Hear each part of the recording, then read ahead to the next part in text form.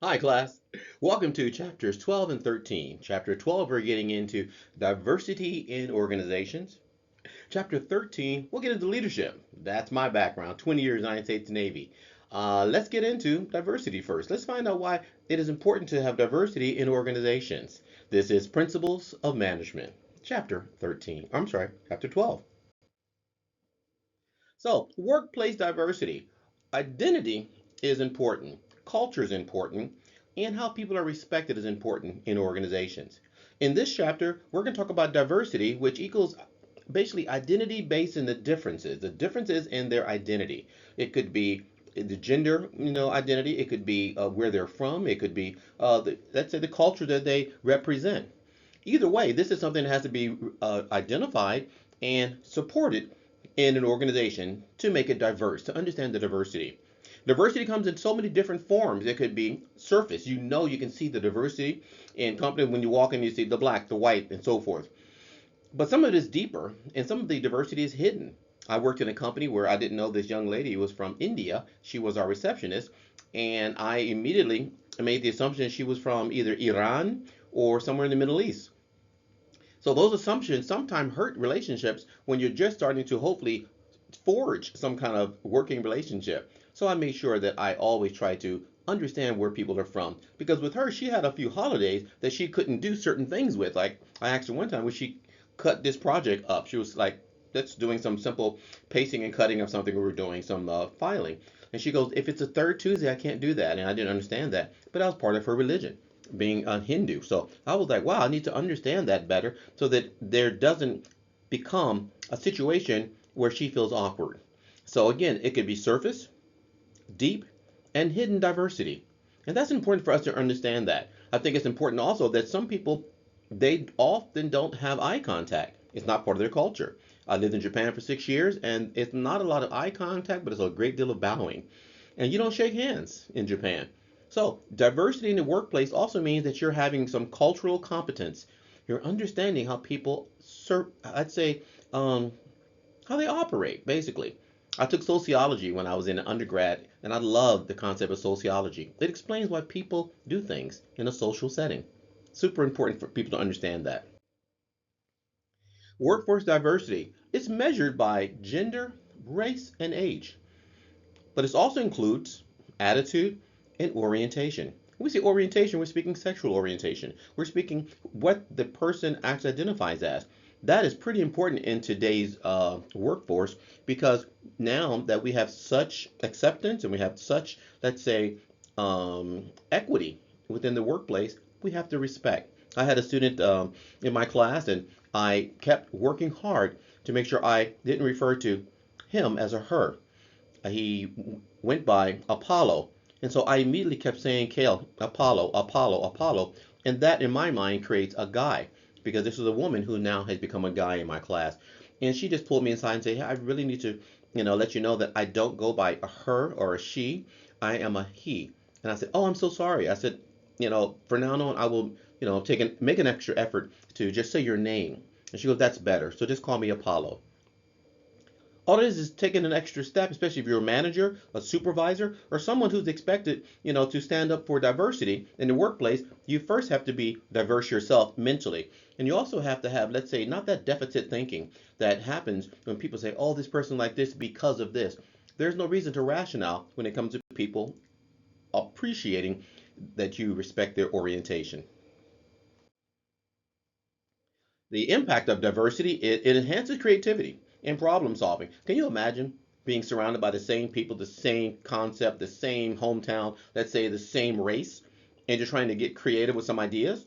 Not saying that they can't do that or we can't do that, but the diversification is phenomenal. When I was in the United States Navy, I reached out to anyone that would help me work on a project. Because again, the end goal is that we have to get the project done. Now we have a mission statement, let's say, to accomplish. I didn't care if I could just pull everyone who I knew from New York or everyone I knew from the East Coast. I wanted everyone to be in part of the process. That really enhanced the creativity. As a professor, same thing. I do a lot of group projects in the classroom because I want the students to feed off of one another. I want the students to say, hey, what do you think of this? Oh, you know what? When I lived in Chicago, this is something, what? Or when I lived in Miami, oh, what? That's when the conversation gets really exciting. And it gets a little, let's say, not so one-sided. And I love the fact that sometimes you get an introvert and extrovert. Sometimes you got to bring them out as well. They are so creative when they're given a chance to have a voice. Also, the impact of diversity is it creates competitive advantage, which means if your company is not diverse, if your company doesn't speak several different languages, if the employees in there only want to speak English and they hide their Tagalog or Spanish, okay, or whatever their language is, then you lose that diversification. And that's important because we want to have that cutting edge. We want to be the company, okay, or the college that says we do everything for everyone. We try to make sure that everyone is taken care of, and that's important. And that's what diversification is all about. But there are some challenges to being diverse. Discrimination will occur and some harassment. That's why we'll go back to the other chapters I just finished, which are chapters 10 and 11, talking about human resources. That's when human resources gets involved when you have discrimination, you have harassment, because we believe in a workplace which is not harassed, a workplace which doesn't discriminate. And when that happens, you have to speak up. And discrimination comes sometimes directly at you or at one of your coworkers. And HR dictates and human resources speaks about report it if you see it, report it if you hear it, report it if you experience it. And so, yes, diversification comes with a few challenges because people do things a certain way. We had an issue when someone was microwaving their fish, during lunch, and the whole building smelled like fish. But that's their culture. That's what they eat. So a gentle nudging, a little bit of a conversation about maybe everyone bringing something in that does not, let's say, offend the senses of others. Even something as simple as not showering enough or wearing too much cologne. A lot of those things actually make the workplace a little bit awkward if it's that diverse and you aren't tackling it. So harassment, not going to be tolerated, especially within the community college district, because we are an EEO based organization, which means equal employment opportunity. And if something happens, we definitely are on, let's say, the hook for reporting it, managing it, resolving it. Also, diversification affects protected identity groups. Okay, that's one of the challenges of a diversity. We're going to make sure that the protected individual groups are actually cared for and actually are getting the same rights and the same privileges as the non-protected. When I say protected, I mean people of color, people of gender identity, and so forth. So that's when you kind of realize that you have to understand that there is some challenges in diversity, but it's really worth it. It is completely worth having a diverse workplace. When I walk through my building, I'm in my office now here at Southwestern College. I've got Latino, I've got white, I've got black. I mean, I love the fact that I could feel comfortable walking around my own building without it being maybe one race or maybe being one religion or something. So diversification is important. So diversity theories, there's a cognitive diversity theory, there is a social identity theory, and similarity attraction. Those are the moments that you're saying which one of these theories apply to, let's say, my company or to my situation. Read the rest of the PowerPoint and it'll explain that to you because you want to understand which one is which. So let's get into the next one here. Managing diversity, promoting fairness and inclusion. There's times that I see sometimes in my class, let's go back to the classroom for instance, that I don't see a lot of people being represented the way I think they should be and could be represented. So I will stop, let's say, conversations. I can remove some of the folks in groups so I can see there's more diversity in their groups. People who are in wheelchairs, people who are hard of hearing, people actually who are blind have been in my class. And I want to make sure that there's some inclusion. That is my prime objective, to make sure there's some inclusion. We do a use of integration, learning apps. We do whatever we can to make sure people are encouraged to be part of, let's say, the process. And with me as a college professor, I want every student to feel comfortable raising their hand and saying, I got an answer. And when they don't raise their hand, somehow I try to engage them in a delicate way to say, hey, what are your thoughts? I had one student who was so worried about doing one of our class presentations that she said, can I videotape it for you? I was like, okay. But again, don't forget the essence of being in a class that has presentations is for you to kind of improve your public speaking skills. But because she was so worried and she said she has anxiety, I let her do the videotape and it came out extraordinary. And when I showed it to her, she goes, I do have the confidence to speak. Yeah, we want to include you. We want to make sure you're included. So diversification doesn't just simply mean, that you're black, you're white, your gender. It means that I'm looking at your learning styles. I'm looking at what I could make you feel comfortable doing in the classroom. After that, she goes, "Can I actually present it in the class?" I'm like, "Yes, you can." You had a nice dry run. Now you can actually do the professional run. Diversification in terms of recommendations. Fair hiring practices. We know that does not occur in a lot of companies. They hire who they know, they call their cousin, they look out for their own race, and that's not what we would like seeing, done. Diversification means you bring in the most qualified candidates, you bring the most qualified students. One of the areas that we see that's not really, I think, equal is when you have some of the athletes that are getting transferred to all these amazing universities, but you, as a regular student who apply, say at UCSD or UCLA, you don't get in. But sometimes in the athletic world, they make a phone call, and those students, I've seen it, get into those major universities, and they're not doing well here academically.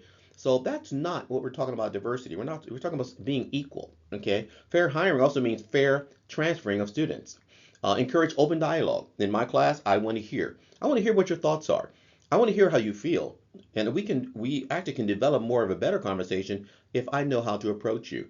And I also promote empathy in my class. If something's happening and you're not having a great day or something's going on at home, I want to hear about it.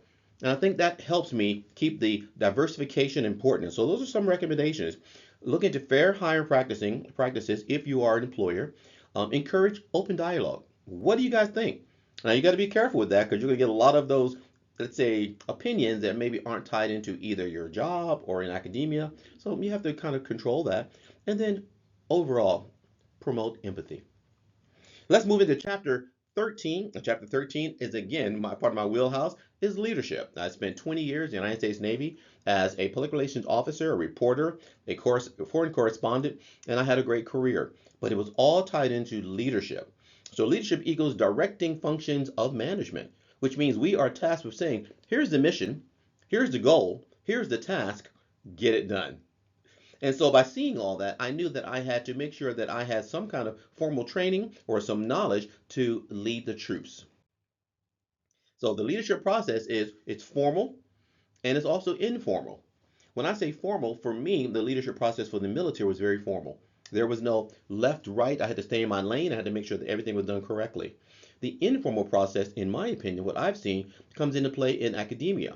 I'm a leader, should say, in the classroom, but I'm also a leader on the campus, which one of the positions that I filled is the lead professor in finance. And so I'm in charge of trying to cultivate a spirit of knowledge, for my part-time professor or our part-time professors, so that they actually are doing what they're supposed to be doing in the classroom. So leadership doesn't just simply mean leading; it means motivating, training, and so forth. Leadership also differs from management. Different management styles. I am a transformational leader, as I feel, and I'm also a hands-on leader. I want to be there in the trenches. 20 years in the Navy, I would never ask any sailor to do something I didn't want to do or that I wouldn't do. If I told him to go clean the toilets, I cleaned them first. If I told him to jump off the the bridge area and clean the windows, I would do that. So the point being, if it's not beneath me, it should not be beneath my sailors. That's how I felt when I was in the military. When I retired from the military and I created my own companies, my first company was KL's Comedy Hour. I'm a professional comedian, and all my life I've always enjoyed doing comedy, but I was doing comedy in other people's clubs. And it became a little bit like, wow, I want to get on stage. Whoa, not this week, not this week. So I said, you know what? Create your own lane. So I created my own comedy clubs. Three comedy clubs here in San Diego, and I had to be the leader because they're my comedy club. So I made sure that I paid the comedians right. That was the number one precedent that I wanted to put out is that you come to my club, I'm going to pay you. That was that's a huge undertaking because a lot of the clubs in San Diego they just let you get on stage, perform, and then get off the stage. You can have like a free drink at the bar. I said, you come to my club, I'm going to pay you. Then my leadership style was I wanted to bring the best comedians on, the opener, the middle, and the closer. Leadership. How do I manage that? I make sure that I talk to the owner of the club and I have him give me some of the, let's say, the revenue from the bar. And I would always take the door. We'd always charge admission. So those are leadership components that were important for me to be, let's say the manager and the CEO of my own comedy clubs. Then I moved into catering. I had my own catering company called KL's Munchies. That was phenomenal. Again, the leadership styles that I cultivated and learned from the military, I adapted to my civilian world. And then living in Japan for 6 years, the customer service, the way that they run their companies, their let's say, attention to detail, their loyalty, their customer service, I took all of that and put it into my companies. And we went through the roof, in terms of our credibility and our rapport for the community. And we were the number one catering company in San Diego, Kale's Munchies. Then my wife and I, when I got married, we shifted into something that she wanted to do. We created 3 international preschools. She really wanted to have her own preschools, and she had been working in preschool, and she has credentials for being a preschool, let's say, owner. And that was in 20, ooh, let's go back, 2005, I should say. We started that company. I'm divorced now, but she's still running that company, and that's 20 years later. So 21 years now, that's 2026 is here. So it's about leadership. And the thing we did with the preschools is I told her in leadership, we got to have a great style. We got to be able to be personal with the parents. We got to be more, let's say, strong with the students. And so let's make sure you have a balance there. And that worked out great. In any company, you want to make sure you beat out your competition. So I always told my wife at the time, we got to make sure we have a niche. What are we going to be doing different than other preschools do? And she goes, well, I'll be teaching Japanese. Perfect. She goes, I'll teach all different Japanese. I said, what do you mean, like hiragana, katakana, kanji, or remonji? She goes, yes. Perfect. I said, you're going to teach the culture? Yes. Traditions? Yes. Boom. That's leadership. That's an example of what the leadership's all about. And again, the process. The difference is it was her idea from inception to actually implementing the preschool to actually running it and hiring and so forth. Great leadership style. So leader influencer, power, traits, and behavior. I'm the kind of person, I always say you get more done by asking please. I always say to get more done by doing unto others as you'd want them to do unto you. We call that the golden rule. And I think if my behavioral traits and the way that I present myself is, to me, reflective of what others want to be, then that's a good leader. And I think, especially as a professor, I want to make sure the students are respected, they feel that they're included, and they feel also that they have a say in some of the academic, let's say, content. And that's important. That's the leadership style I've always, I think, always tried to project, and I think it's worked for me. And I'm going to be 63 years old this year. So it's worked to me in a phenomenal way. There's no single universal approach to leadership. If you want to influence your subordinates, okay, or your peers or your coworkers or your colleagues, every single, let's say, leadership style could be applied if it fits if your personality. Like me, I'm a public speaker. For me, I am an extrovert, beyond extrovert. I'm the first person to say something to someone. I'm the first person to make people feel, welcome. I have empathy. So I really would think that all of the training from the military as well as in the community college is turned me into one of those leaders that you would want to be led by. Traits and behavioral approaches. The traits and skills and behavior, those are not something, sometimes it's not something that is an innate value, which means it's within you. Sometimes you have to have that, let's say, created or manifested within you, or you see it through someone else. When I was at San Diego State, I saw a few professors that I would want to be like.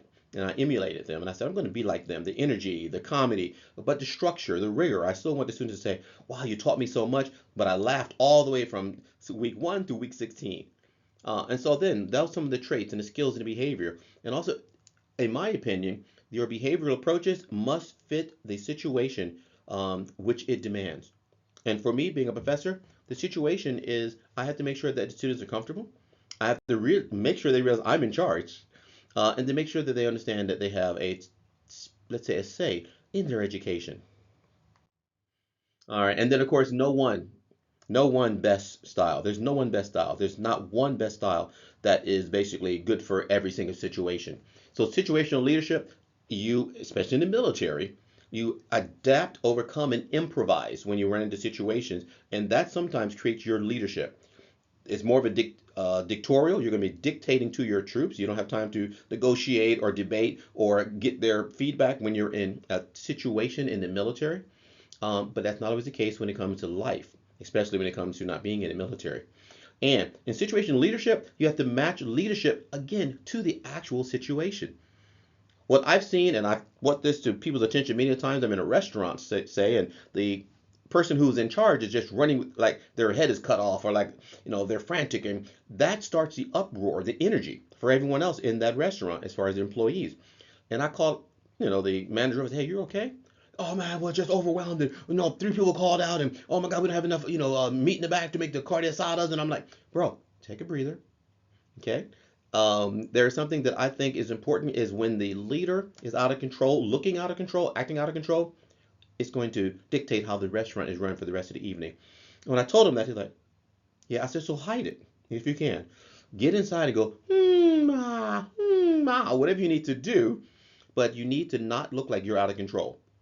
And when I came back to the restaurant again and again, he thanked me and said, you know what? My employees pulled me aside and said, because I'm frantic, they're frantic. Leadership style, it has to match the actual situation. So leadership substitutes, okay? Task, followers, and organizational factors. There are some substitutes that may come into play, and they can replace leadership influences. And so if some things come into play, the task is more than you anticipated. The leader didn't actually tell you what to do and how to do it. So sometimes your leadership traits are substituted. You will change. We call that a metamorphosis. You realize that something's not working and you're going to change because of the fact that situation had dictated that. Transformational leadership. Transformational leadership is charismatic, visionary, and it's about being a leader, a visionary leader. Charismatic, I will be the first one to say, I think that's me. I'm a charismatic leader. When charismatic doesn't mean I look great, I'm handsome, I'm suave. It just means I know how to caress the situation, massage the situation, and make the best out of the situation that there is as the leader. And to me, it also helps drive organizational change because of the fact that everything we do has got to drive organizational change. And if it doesn't, we're not doing our jobs. And as leaders in the 21st century, we are empowering teams now. We're telling teams, we want you to get it done and we're not going to micromanage you. That's the word that I've often associated with people who are just not prepared to let things go. When you're not prepared to let things go, you're a micromanager. So empower your teams, okay? And adapt to the global environment. Here's what's happening now is that we are so global in everything that we do now that we can't help but make sure we are prepared to adapt to being a global environment. Global environment means internationally they can see what you're doing as a company. Internet has taken us from knowing a little bit about, I'm from Brooklyn. You can probably see the map in the background there. I'm from Brooklyn, New York. That's all we knew was Brooklyn, Brooklyn, Brooklyn. And you create a company and you put it online, you become global. So think about adapting to the global environment. Folks, with that said, those were two amazing chapters. I hope you learned a lot. And again, you've got the textbook to refer to go back to. I'm going to also post some videos that will elaborate on those chapters. All right, I'll see you in the next chapters.